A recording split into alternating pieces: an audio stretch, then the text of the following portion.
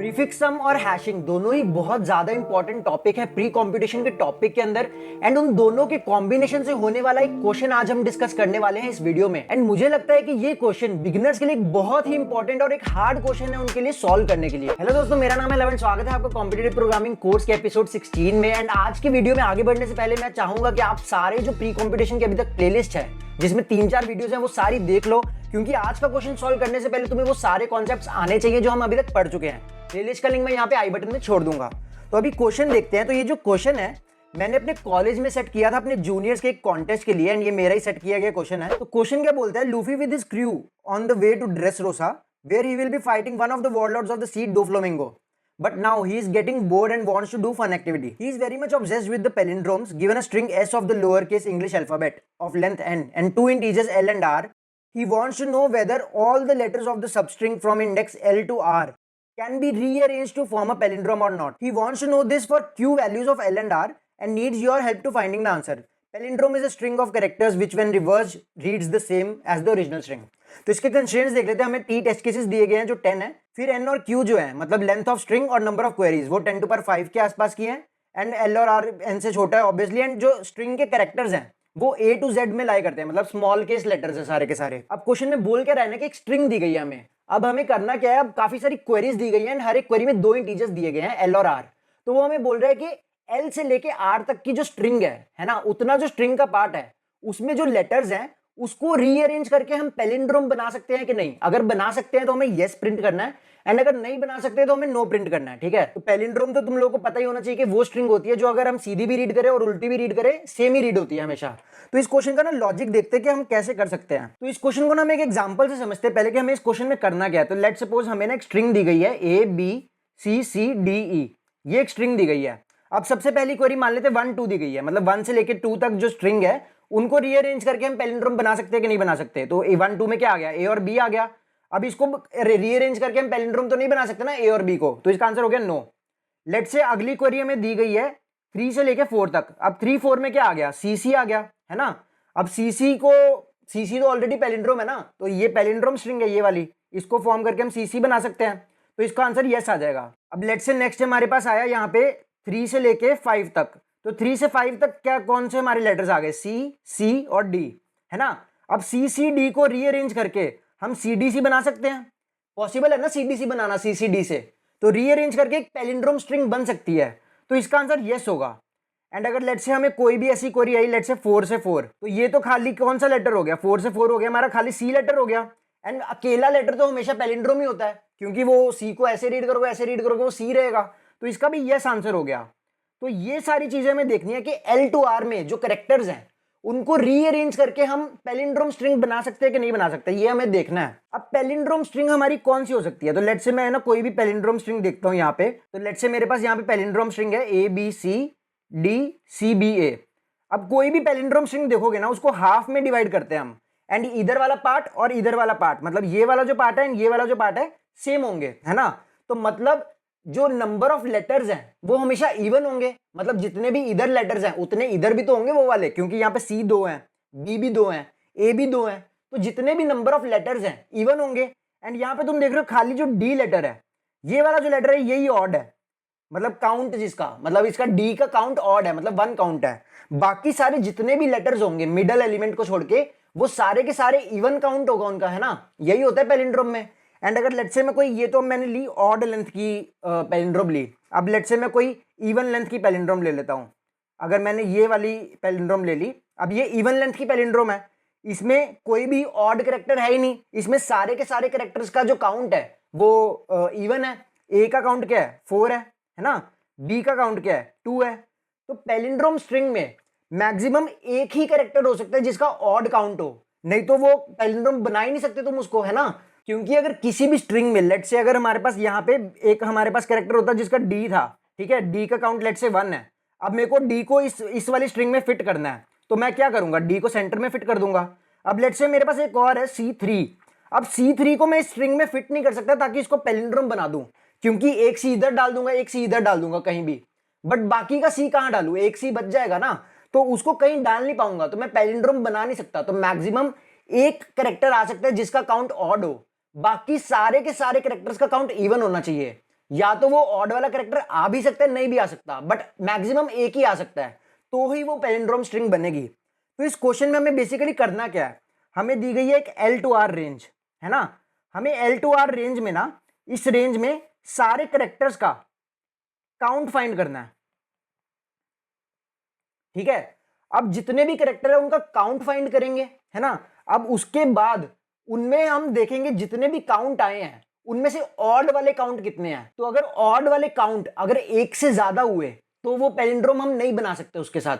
अगर ऑड वाला काउंट 1 या 0 हुआ तो ही हम उस स्ट्रिंग को पैलिंड्रोम बना सकते हैं, ठीक है। ये अगर लॉजिक तुम समझ लो एक बार अच्छे से, काफी सिंपल लॉजिक है कि हमें L to R को स्ट्रिंग को देखना कि अगर उसको हम रीअरेंज करके जितने भी कैरेक्टर्स है L to R में उसका पैलिंड्रोम बना सकते हैं कि नहीं बना सकते। तो वो कब बना पाएंगे, जब L to R में जितने भी कैरेक्टर्स हैं उनका काउंट हम निकाल लेंगे एंड सारे काउंट देखेंगे, एंड जितने भी ऑड काउंट है उनमें अगर वो एक से ज्यादा हुए, 2 3 4 जितने भी हुए, तो हम उसको पैलिंड्रोम नहीं बना पाएंगे। बट अगर 0 या 1 होंगे तो हम उसको पैलिंड्रोम बना पाएंगे। तो इसका ना सबसे पहले ऑप्टिमाइज्ड कोड नहीं देखेंगे हम, सबसे पहले ब्रूट फोर्स कोड देखते हैं कि ब्रूट फोर्स कोड कैसे लिखेंगे। एंड ब्रूट फोर्स कोड भी इतना सिंपल नहीं है, मैं तुम्हें कोड लिख के दिखाता हूं। एंड ब्रूट फोर्स कोड में भी हम हैशिंग का यूज करेंगे यहाँ पे। तो यहाँ पे मैं फटाफट कोड लिख लेता हूं पहले, एंड उसके बाद मैं तुम्हें एक्सप्लेन कर दूंगा कोड को अच्छे से। तो यहाँ पे देखो मैंने कोड पूरा कर लिया एंड तुम्हें मैं कोड समझाता हूँ, काफी इजी सा कोड है। तो सबसे पहले तो टेस्ट केसेस का इनपुट लिया यहाँ पे, है ना। उसके बाद टेस्ट केसेस के इनपुट के बाद क्या लिया, एन और क्यू को इनपुट लिया, है ना। एन और क्यू को इनपुट लिया यहाँ पे, मतलब नंबर स्ट्रिंग की लेंथ और क्यू क्वेरीज। उसके बाद हमने क्या किया, स्ट्रिंग एस है हमारी और स्ट्रिंग एस को इनपुट लिया, यहाँ पे इनपुट में यही था, स्ट्रिंग एस को इनपुट लेना था। उसके बाद क्या किया, एल और आर को इनपुट ले लिया। एंड उसके बाद यहाँ पे मैंने यूज किया हैशिंग का। तो हमने हैशिंग वाली वीडियो में देखा था कि हम नंबर्स को हैश करते हैं। नंबर्स को हैश हम क्यों करते हैं, उनका काउंट पता लगाने के लिए, कि अगर कोई एरे दिया गया है तो एरे में उस नंबर वाले इंडेक्स पे काउंट ऐड कर देते हैं, हैशिंग में यही करते हैं ना। तो यहाँ पे मैं क्या कर रहा हूँ, करेक्टर्स को हैश कर रहा हूँ। मतलब मैं क्या बोल रहा हूँ कि अगर ए का काउंट बढ़ाना है ना, मेरे को ए लेटर का काउंट बढ़ाना है तो मैं 0 इंडेक्स पे +1 कर दूंगा। अगर मेरे को बी लेटर का काउंट बढ़ाना है तो मैं 1 इंडेक्स पे +1 कर दूंगा। अगर मेरे को सी लेटर का काउंट बढ़ाना है तो मैं यहाँ पे 2 इंडेक्स पे +1 कर दूंगा। अगर मेरे को जेड का काउंट बढ़ाना है तो मैं 25 पे +1 कर दूंगा। मतलब ए को 0 से मैप किया, बी को 1 से मैप किया, एंड सेम जैसे नंबर्स पे हैशिंग लगाई थी वैसे ही हमने यहाँ पे कैरेक्टर्स पे हैशिंग लगा दी है। तो इस हैशिंग का यूज क्या है ना यहाँ पे, तो मैंने क्या किया, एल से लेके आर तक के सारे कैरेक्टर्स को हैश कर दिया उस हैश एरे में, ठीक है। एंड उसके बाद मैंने सारे हैश एरे में गया, मतलब ए टू जेड में गया एंड सारे कैरेक्टर्स का काउंट निकाला। अब फिर मैंने देखा कि ऑड काउंट अगर ग्रेटर देन 1 है कि नहीं, तो उसको मैंने चेक किया बस। तो यहाँ पे तुम देखो ये हैश एरे है एंड हैश एरे को यहाँ पे मैंने 0 इनिशियलाइज कर दिया है। इसके बाद एल माइनस माइनस और आर माइनस माइनस किया है। क्यों किया, क्योंकि एल और आर 1 बेस्ड है और हमारी जो स्ट्रिंग इनपुट है ये 0 बेस्ड है, तो इसलिए नेगेटिव मतलब एक एक कम कर दिया, मतलब ताकि उसको भी 0 बेस्ड बना दे एल और आर को। एंड यहाँ पे मैंने क्या किया है, बस हैश एरे को कंस्ट्रक्ट कर दिया एल से आर रेंज के लिए। तो यहाँ पे तुम देख रहे हो एस ऑफ आई माइनस ए, ये वही होगा नंबर होगा। एस ऑफ आई अगर ए होगा तो ए माइनस ए 0 हो जाएगा, अगर एस ऑफ आई बी होगा तो बी माइनस ए 1 हो जाएगा। तो ये क्या करेगा, सारे एल से आर तक सारे कैरेक्टर्स को हैश कर देगा, मतलब हैश एरे में उनका काउंट स्टोर कर देगा, ठीक है। ये हो गया।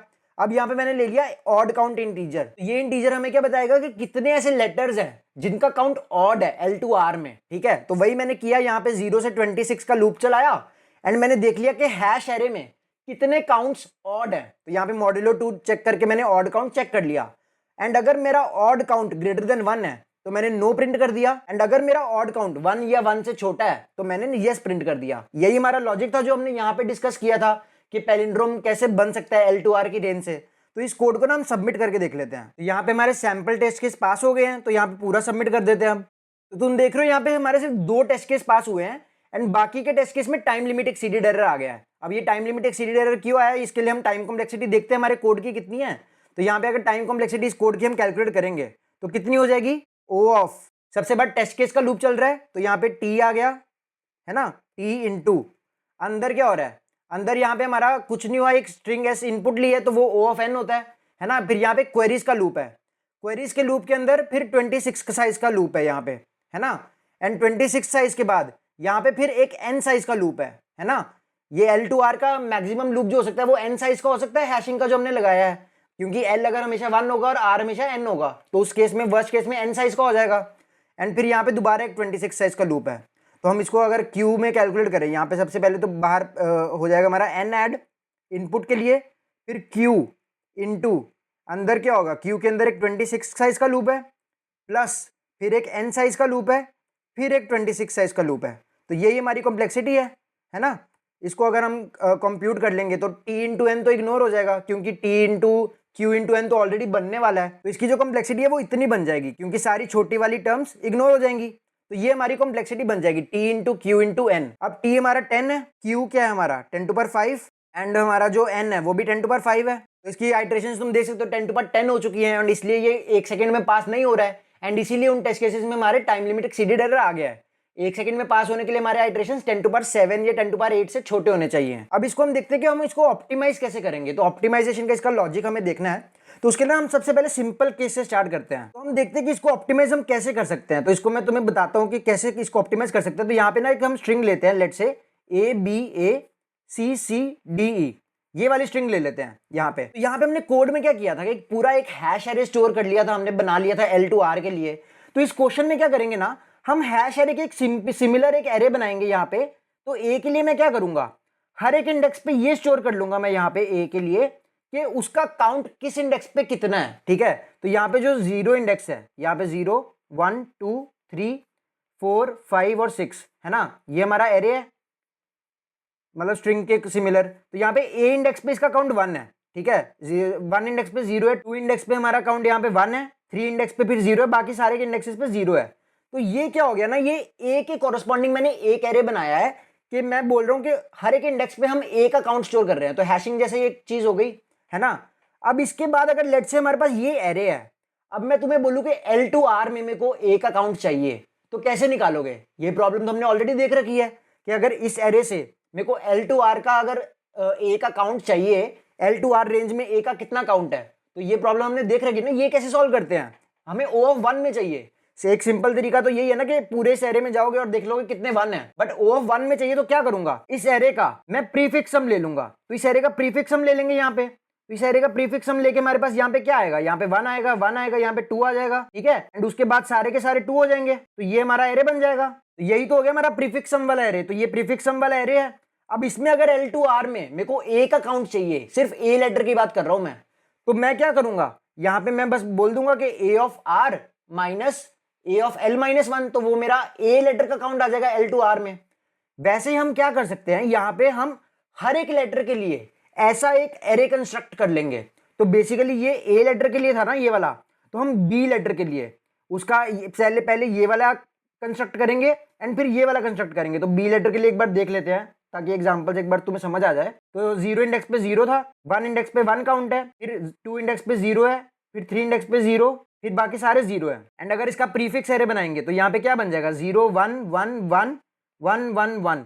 तो L2R में अब मैं बी का भी काउंट निकाल सकता हूँ। एंड वैसे ही सिमिलरली हम सी का भी बना लेंगे, फिर डी का भी बना लेंगे, एंड करते करते A to Z सारे के सारे कैरेक्टर्स का ना ये एरे बना लेंगे हम। तो हमारे पास क्या हो जाएंगे, n साइज के, मतलब ये n साइज है ना, स्ट्रिंग के साइज जितना एरे है, n साइज के 26 एरेज हो जाएंगे। तो हर एक एरे से हम क्या पूछ सकते हैं कि L2R में तुम्हारा काउंट कितना है ना। तो बाद में ये जो अंदर n का लूप चल रहा है, ये n का लूप हमारा 26 साइज के लूप में कन्वर्ट हो जाएगा, क्योंकि हमें बस 26 लेटर्स के लिए देखना है कि उनका काउंट कितना है। तुम समझो यहाँ पे इस क्वेश्चन को हम सॉल्व कैसे कर पा रहे हैं कि क्यू के अंदर हम लूप तो लगा रहे हैं बट सिर्फ 26 लेटर्स का लगा रहे हैं, क्योंकि क्यू क्वेरीज के लूप के अंदर हमें जानना क्या है कि लेटर्स जितने भी हैं उनका काउंट कितना है स्ट्रिंग के अंदर L2R रेंज में, है ना। एंड जो लेटर्स है, लेटर्स पे लिमिटेशन है। इंग्लिश डिक्शनरी में लोअर केस लेटर्स तो 26 ही हो सकते हैं ना, तो मैक्सिमम 26 का लूप चलेगा। तो मैं क्या करूंगा, A to Z के लिए सारे ये एरे कंस्ट्रक्ट कर लूंगा, है ना। अब उसके बाद मैं क्या करूंगा, अब ये सारे एरे कंस्ट्रक्ट हो गए। अब क्यू के लूप के अंदर मैं 26 साइज का लूप चलाऊंगा एंड देखूंगा कि इन सारे एरेज में से कितने L2R में जिनका काउंट है, जिनका ऑड है। एंड अगर वो ऑड काउंट 1 से ऊपर हुआ तो वही सेम लॉजिक लगा देंगे हम पैलिंड्रोम वाला। तो अगर तुम्हें नहीं समझ आ रहा है तो तुम्हें कोड से समझ आ जाएगा बहुत अच्छे से। तो यहाँ पे मैं तुम्हें कोड से समझाता हूँ कि कोड में हम इसको कैसे करेंगे। तो यहाँ पे सबसे पहले एक बाहर एरे डिक्लेयर कर लेंगे। अब यहाँ पे देखो जो हैश एरे हम बनाने वाले हैं, n साइज का होने वाला है, स्ट्रिंग के साइज का। तो यहाँ पे n साइज का हैश एरे बना लेंगे। एंड कितने एरेस चाहिए, ऐसे सारे लेटर्स के लिए बनाने हैं, तो यहाँ पे 26 डाल देंगे। तो 26 ऐसे एरेस चाहिए हमें। तो यहाँ पे n क्रॉस 26 का एक एरे बन गया। n साइज का एरे चाहिए जितना स्ट्रिंग का साइज है ना, हर एक लेटर का काउंट स्टोर करेंगे हर एक इंडेक्स पे। एंड उसके बाद यहाँ पे कितने एरे चाहिए, 26 एरे चाहिए, तो हमने n क्रॉस 26 का एक एरे बना लिया। अब यहाँ पे हमारे पास स्ट्रिंग ऐसे इनपुट में है। अब हम यहाँ पे क्या करेंगे, अब हम स्ट्रिंग के हर एक कैरेक्टर के थ्रू जाएंगे। अब हर एक कैरेक्टर के थ्रू जाएंगे एंड उसके कॉरस्पॉन्डिंग एरे में हम उसका काउंट प्लस प्लस कर देंगे उस इंडेक्स पे। तो बेसिकली 0 जो एरे होगा वो ए का एरे होगा, 1 जो एरे होगा वो बी का एरे होगा, सी जो 2 एरे होगा वो सी का एरे होगा, एंड सो ऑन। जो 25th एरे होगा वो जेड का एरे होगा। तो हम यहाँ पे क्या करेंगे, लूप चलाएंगे int i is equal to 0, i less than n plus plus i। And यहाँ पे जो s ऑफ i है वो हम क्या हैश करेंगे ना, यहाँ पे हैश ऑफ i मतलब ith इंडेक्स पे अब किस एरे में इंक्रीमेंट करनी है वैल्यू, काउंट किस एरे में इंक्रीमेंट करना है, वो उसका नंबर कैसे आएगा, s of i minus a, ऐसे ही आएगा। यहाँ पे जो सेकंड डायमेंशन में ये जो वैल्यू है s of i minus a, ये हमें बता रहा है कि लेटर के कॉरस्पॉन्डिंग कौन सी वैल्यू होगी, बेसिकली कौन से एरे में काउंट प्लस प्लस करना है। एंड यहाँ पे उस एरे में ith इंडेक्स पे काउंट प्लस प्लस करना है। तो बेसिकली जो हमने एग्जांपल देखा था ए बी ए वाला, तो अगर ए का काउंट 0th इंडेक्स पे प्लस करना है तो 0 एरे में 0th इंडेक्स पे प्लस कर देंगे।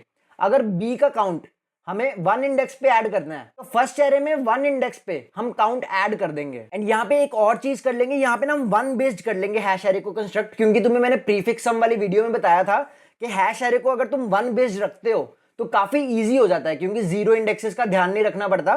तो यहाँ पे हम क्या करेंगे, आई की जगह ना i प्लस 1 इंडेक्स पे हम प्लस प्लस कर देंगे, ताकि हैश एरे जो है हमारा 1 बेस्ड बन जाए। ठीक है, बस इतना कर रहे हैं हम कि हैश एरे को 1 बेस्ड बना रहे हैं। तो हमने यहाँ पे क्या कर देंगे, बस प्लस प्लस कर देंगे यहाँ पे वैल्यू। तो क्या हो गया, मतलब i प्लस 1 इंडेक्स पे s of i minus a उस नंबर वाले एरे में हमने काउंट ऐड कर दिया बस उस लेटर का। अब यहाँ पे क्या करेंगे इसके बाद, अब इसके बाद हम क्या करेंगे, हर एक एरे को हम उसका प्रीफिक्स सम निकाल लेंगे। हमारे पास 26 एरेज है तो हर एक एरे का प्रीफिक्स सम निकाल लेंगे। तो यहाँ पे सबसे बाहर लूप कौन सा चलेगा, 26 साइज का है ना, 26 साइज का लूप चलेगा यहाँ पे। अब उसके बाद अंदर हर एक एरे का प्रीफिक्स सम निकालना है, तो प्रीफिक्स सम निकालना तो इजी है, तो यहाँ पे एक इंट j करके लूप चला देंगे। ठीक है, एंड यहाँ पे प्रीफिक्स सम कैसे निकालते हैं, एरे का नंबर क्या है, एरे का नंबर है हमारा यहाँ पे हैश ऑफ i है ना, ith एरे है। अब इसके बाद प्रीफिक्स सम कैसे निकालते हैं, jth इंडेक्स पे हम प्लस इज इक्वल टू क्या कर देंगे, j माइनस 1 वाली वैल्यू, यही करेंगे, jth इंडेक्स में j माइनस 1 वाली वैल्यू ऐड कर देते प्रीफिक्स सम के लिए। और कौन से एरे में कर रहे हैं, ith एरे में कर रहे हैं। एंड ऐसा 26 एरेस के लिए हमारा रिपीट हो जाएगा, तो ये हमारा प्रीफिक्स सम बन जाएगा। एंड अल्टीमेटली यहाँ पे ये वाला चीज एग्जीक्यूट होने के बाद हमारे पास 26 एरेज होंगे, हर एक लेटर के कॉरस्पॉन्डिंग एक एरे जो प्रीफिक्स सम स्टोर करेगा। एंड उस प्रीफिक्स सम को हम यूज कर सकते हैं L2R में किसी भी लेटर का काउंट निकालने के लिए। ठीक है, तो यहाँ पे हम क्यू क्वेरीज में वाले लूप में क्या करेंगे, पहले तो ये हैश वाली चीज हटा देंगे हम यहाँ से। ठीक है, अब L माइनस माइनस और R माइनस माइनस भी हटा देंगे, क्योंकि ये हमें नहीं चाहिए, क्योंकि हमने 1 बेस्ड ही बना लिया एरे को, तो अब ये चीज तो नहीं चाहिए। तो अब हम यहाँ पे क्या करेंगे, 26 साइज का लूप चला देंगे, ये सारी चीजें हटा देते हैं। तो यहाँ पे सबसे पहले एक इंट ऑड काउंट डिक्लेयर कर देंगे दोबारा। एंड अब यहाँ पे क्या करेंगे, एक 26 साइज का लूप चला देंगे for int i is equal to 0।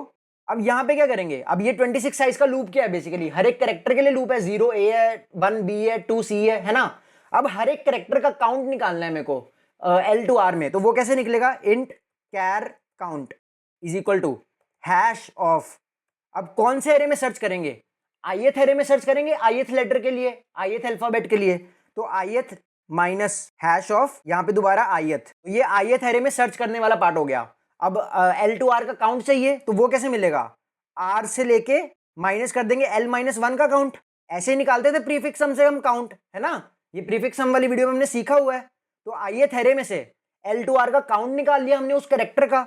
And अगर ये जो काउंट है if modulo 2 not equal to 0 है ना, अगर मतलब ये काउंट ऑड है तो यहाँ पे हम क्या कर देंगे, ऑड काउंट को प्लस प्लस कर देंगे। तो बेसिकली ये हमें बता रहे हैं कि कितने ऐसे अल्फाबेट होंगे जिनका काउंट ऑड है ना। तो यहाँ पे ये इतना हो गया, तो ये हो गया हमारा पूरा कोड। एंड यहाँ पे एक और चीज करनी है हमें, ये जो हर टेस्ट केस के लिए ये पूरा हैश एरे 0 कर देंगे, क्योंकि यहाँ पे हैश एरे चेंज हो रहा है ना, तो हर एक टेस्ट केस के लिए फ्रेश हैश एरे चाहिए। तो यहाँ पे हैश एरे को हम 0 कर देंगे यहाँ पे। तो यहाँ पे बस n साइज का एक लूप चलाएंगे एंड यहाँ पे फिर अंदर एक 26 साइज का लूप चला देंगे एंड उस हैश एरे को हम कर देंगे 0। अब इस कोड को सबमिट भी करके देख लेते हैं। कंपाइल एंड टेस्ट चल गया, अब सबमिट कर देते हैं। तो तुम देख रहे हो यहाँ पे सारे के सारे टेस्ट केसेस हमारे पास हो चुके हैं। अब इस कोड की हम एक बार टाइम कॉम्प्लेक्सिटी भी देख लेते हैं। तो टाइम कॉम्प्लेक्सिटी क्या रहेगी, हमारा बस क्यू के अंदर वाला लूप चेंज हुआ है ना, क्यू के अंदर वाले लूप में के अंदर क्या हो रहा है ना। तो यहाँ पे बाहर सबसे पहले ये एक n इंटू 26 साइज का लूप आ चुका है ना, एंड फिर अंदर क्यू के अंदर एक 26 साइज का लूप आ चुका है। तो यहाँ पे हम क्या करेंगे, t इंटू यहाँ पे n इंटू 26 साइज का लूप ऐड हो जाएगा, एंड अंदर क्यू के अंदर सिर्फ 26 साइज का लूप है, n का लूप हट चुका है, एंड अगला 26 साइज का भी लूप हट चुका है। तो ये हमारी कॉम्प्लेक्सिटी है। तो ये किसके बराबर हो जाएगी, ये t into N plus T into 26 into N plus Q into T into 26 into N. तो बेसिकली ये हमारी हो जाएगी t इंटू एन के बराबर, क्योंकि n तो q के बराबर ही है, n और q दोनों 10⁵ के आसपास के हैं। तो n प्लस क्यू हो रहा है अंदर, तो n प्लस क्यू को तो हम n ही मान लेंगे। एंड एक जो 26 का कांस्टेंट है वो भी आएगा, बट 26 के कांस्टेंट को हम इग्नोर कर सकते हैं, डाल भी सकते हो नहीं भी डाल सकते। तो अगर इसको हम कैलकुलेट करेंगे तो t हमारा 10 है, n 25 है, एंड यहाँ पे 10⁵ की जगह क्या आ गया, 26 आ गया। तो ये हमारी कॉम्प्लेक्सिटी होगी। अब ये जो आइट्रेशन है, नंबर ऑफ आइट्रेशन 10⁷ से छोटी है, एंड इसीलिए ये वाला जो कोड है हमारा पूरा का पूरा पास हो चुका है। तो इसलिए ये जो क्वेश्चन था ये बिगिनर्स के लिए एक हार्ड क्वेश्चन है, ऐसा मुझे लगता है। एंड वैसे अगर जिसको थोड़ा एक्सपीरियंस है उनके लिए इतना हार्ड क्वेश्चन नहीं है, बट ये जो कॉन्सेप्ट है कि जो लेटर्स होते हैं वो कम होते हैं, तो उनके लिए हम पूरा इटरेट कर सकते हैं 0 से लेकर 26 तक। ये जो कॉन्सेप्ट है ये तुम्हें जानना बहुत जरूरी है, एंड काफी क्वेश्चंस में यूज होता है ये हैशिंग के लिए। तो ये क्वेश्चन था जो हैशिंग और प्रीफिक्स सम का कॉम्बिनेशन था। एंड इसी वीडियो के साथ हमारा जो सारा प्री कॉम्पिटिशन वाली जो चीजें मुझे तुम्हें बतानी थी वो सारी कंप्लीट हो चुकी हैं। अगर तुम्हें प्रैक्टिस क्वेश्चंस देखने हैं तो मैंने प्रीफिक्स सम वाली वीडियो के डिस्क्रिप्शन में काफी सारे प्रैक्टिस क्वेश्चंस दिए हैं, बोथ हैशिंग एंड प्रीफिक्स सम के ऊपर। तो तुम वो वाली वीडियो के डिस्क्रिप्शन जाकर देख सकते हो, उसमें बहुत सारे क्वेश्चंस के लिंक है।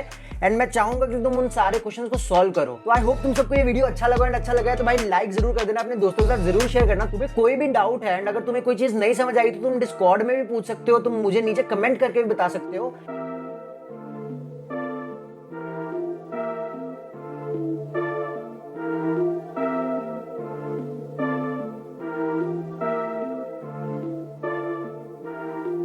एंड कोर्स के आगे के सारे वीडियोस को देखने के लिए भाई चैनल को सब्सक्राइब कर दो, बेल आइकन दबा दो। हम मिलेंगे नेक्स्ट वीडियो में। Until then good bye.